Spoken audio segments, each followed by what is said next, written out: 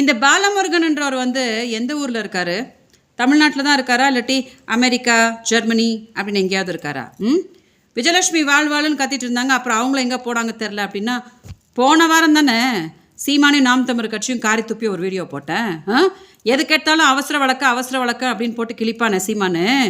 என்னோட விஷயத்தில் எஃப்ஐஆரை குவாஷ் பண்ண சொல்லி ஒரு வழக்கு ஹைகோர்ட்டில் போட்டிருக்கான் இல்லையா, அதை நேரமையாக ஹைகோர்ட்டுக்கு வரவிட சொல்லுங்கள்.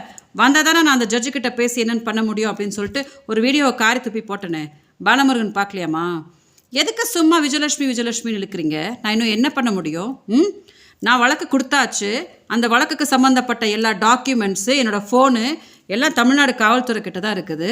காவல்துறை கிட்ட கேட்டால், மேடம் எஃப்ஐஆரை குவாஷ் பண்ண சொல்கிற வழக்கு இருக்கு இல்லையா, அதை சீமான் ஹைகோர்ட்டுக்கு வர விட்டால் தான் நம்ம எதாவது பண்ண முடியும்னு அவங்க சொல்கிறாங்க.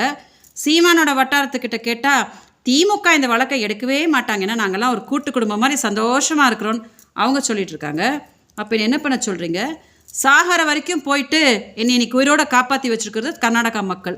தமிழ்நாட்டில் யாராவது என்னை காப்பாற்றினாங்களா? அப்புறம் இது ஒன்று தான் உலகத்துலேயே எனக்கு இருக்கிற வேலை அப்படின்னு நினச்சிக்காதீங்க. பேலசஸாக எங்கள் அக்கா இருக்கிறாங்க இல்லையா, அவங்களெல்லாம் நீங்களாம் பார்த்துக்குவீங்களா?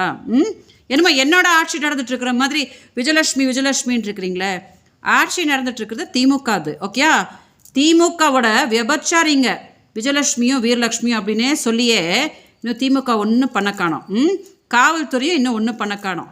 சவுக்க சங்கரை விட 14 வருஷமாக சீமான் தான் அட்டூழியம் பண்ணிவிட்டு மக்களை ஏமாற்றிட்டு இருக்கிறார். ஸோ என்னென்னத்துக்கு இழுத்துக்கிட்டு இருக்கீங்கப்பா? நான் இன்னும் என்ன தெருவாக தமிழ்நாட்டில் உருண்டு அழ முடியுமா?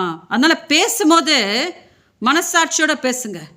14 வருஷமாக சீமானை எதிர்த்துட்டு ஒத்த பொண்ணாக போராடிட்டு இருக்கிறது நான் தான். நான் பண்ணதில் ஒரு 10% கூட நீங்கள் யாரும் பண்ணலை. இன்ஃபேக்ட் நான் போய் கம்ப்ளைண்ட் கொடுத்ததுக்கப்புறம் தான் அவன் ஜாலியாக வெளியில் சுற்றிட்டு இருக்கான். ஸோ பேசுகிறதுக்கு முன்னாடி என்னை பற்றி கரெக்டாக பேசுங்க. ஓகே, நான் போராடிட்டு தான் இருக்கேன். இந்த விஷயத்தில் ஆக்ஷன் எடுக்க வேண்டியது காவல்துறை பண்ணணும். திமுக என்னன்னு பார்க்க வைக்கணும். தமிழ்நாடே தலைகுனினுங்க. தமிழ் பொண்ணுக்கு இந்த மாதிரி ஒரு தமிழ் போராளி அநியாயம் பண்ணியிருக்கிறான், நாமெல்லாம் பார்த்துக்கிட்டு ட்ரால் பண்ணிக்கின்னு என்ஜாய் பண்ணிகிட்டு இருக்கோமே அப்படின்னு தமிழ்நாடே தலைகுனினுமே தவிர என்னை பற்றி பேசாதீங்க. முடிஞ்ச இந்த வீடியோவை மீடியா அந்த பாலமுருகன் கிட்ட கொஞ்சம் காட்டுங்க. நான் என்ன சொல்லியிருக்கேன்னு அந்த ஆளு கொஞ்சம் பார்க்கட்டும்.